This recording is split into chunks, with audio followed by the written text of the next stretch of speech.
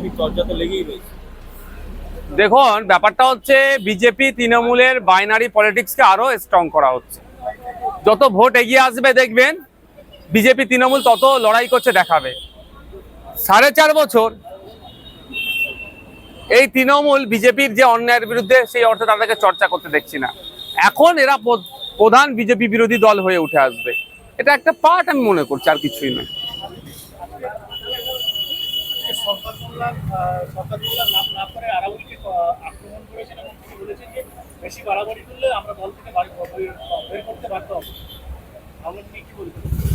দেখুন, ভাঙন নিয়ে নতুন কিছু বলার আমার জায়গা নাই, এতটুকুই বলবো 2021 সালে আমরা যখন নির্বাচনে অংশগ্রহণ করেছিলাম অনেক ভুল বুঝিয়েছিল। বিজেপি চলে আসবে তৃণমূলকে ভোট দাও বলে অনেক ভুল বুঝিয়েছিল। আর যত দিন যাচ্ছে বিজেপি আর তৃণমূল আলাদা নয়, ভাঙড়ের মানুষ রাজ্যের মানুষ বুঝতে পারছে। একের পর এক মুসলিম সম্প্রদায়ের উপরে আঘাত নেমে আসছে, শওকত মোল্লা সাহেব চুপ করে আছে। আর ভাঙড়ের মুসলমানকে ভুল বুঝালে হবে? দলিতের উপরে আক্রমণ হচ্ছে, আদিবাসীর উপরে আক্রমণ হচ্ছে, এটা কোনো কথা বলছে না।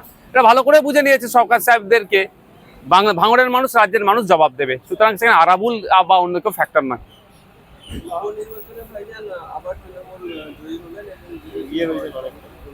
বিজেপি বা আরো যারা বিরোধী দলেরা আছে তারা কি সত্যিকারের অর্থে তৃণমূলকে পরাজিত করার চিন্তা ভাবনা আছে? এটা আগে জানেন তাদের কাছ থেকে। কোনো না যে কোনো একটা জায়গায় একটা কম্প্রোমাইজ করে রেখে দিয়েছে।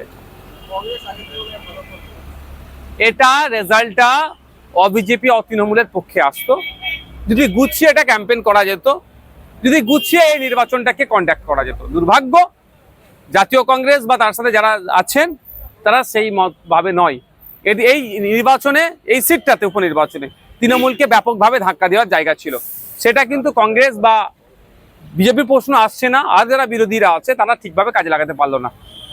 আরেকটা বিষয় হচ্ছে পশ্চিমবঙ্গ হিন্দু সনাতনী বলে একটা বিজেপির যারা শীর্ষ নেতৃত্বরা যারা এখন বর্তমানে এই শাসক বিজেপির সঙ্গে ডিটাচ হয়ে আছেন, তারা মিটিং করেছেন, সরকারকে একটা গোপন বৈঠক করেছেন। এই বিষয়ে কি বলবেন? একটা উপনির্বাচন, দেখুন, একাধিক দল আসতে পারে, তৃণমূল তাদেরকে ফান্ড দিতে পারে, অনেক কিছু হতে পারে, সেটা সময় কথা বলবে। কবে আসবে না আসবে আমি অনেকদিন ধরে শুনছি।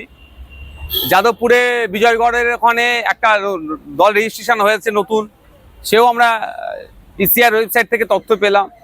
এখন ব্যাপারটা হচ্ছে দল আসবে যাবে, বাংলার মানুষের মাইন্ড সেট আপ হয়েছে তৃণমূল আর বিজেপিকে হারাতে হবে, এটা সেট আপ করে নিয়েছে, এটা করবে। আজকে বিধানসভার অন্দরে যে গন্ডগোল হলো সেটা একেবারে তো নজিরবিহীন। দেখলাম যে মার্শাল ইতিমধ্যেই বিধানসভার স্পিকারের পক্ষ থেকে দাবি করা হয়েছে তাদের 14 জন আহত এবং তাদের ছবি প্রকাশ করা হয়েছে। অন্যদিকে বিজেপির পক্ষ থেকে দাবি করা হচ্ছে এর আগে সম্প্রতিকালে এইভাবে চশমা ভাঙচুর, শঙ্কর ঘোষ বলেছে তার চশমা ভেঙে দিয়েছে। এটা নিয়ে বিস্তারিতভাবে কি বলবেন? দেখুন, ওখানে ঠেলাঠেলি হচ্ছিল, বোথ সাইডই ঠেলাঠেলি অ্যাগ্রেসিভ ছিল দেখেছি। তবে শঙ্করবাবু আপনার এতে পড়ে গিয়েছে কি ঠেলে দিয়েছে বলতে পারবো না। আমি মানে হচ্ছে তখন মানে ওটাকে টানা হিচড়া করা হয়েছে, এটা আমি দেখেছি, সেটা বলতে পারবো। তবে এটা হওয়া উচিত না। আমি এতটুকুই বলবো, বিরোধীদের সব থেকে স্ট্রং জোন হচ্ছে ইনসাইড অফ অগস্ট হাউস। এখানে যদি বিরোধীদের সাথে এই আচরণ হয়ে যায় তাহলে বাইরে আমাদের সাথে কি হচ্ছে বুঝতে পারছেন তো? এটা হওয়া নয়, মানে বাস্তবিক বলছি, এটা খুবই লজ্জাজনক ঘটনা আজকে পশ্চিমবাংলার ইতিহাসে, ভারতবর্ষের রাজনীতিতে হলো। এটা হওয়া উচিত ছিল না। এটা বলতে চাইছেন যে বিরোধীদের মুখ বন্ধ করার চেষ্টা করা হচ্ছে কোথাও কি? দেখুন, আমি তো বারবার বলে আসছি বিরোধীদের কোনো ফাংশনই দিচ্ছে, পঞ্চায়েত থেকে, সমিতি থেকে, জেলা পরিষদ।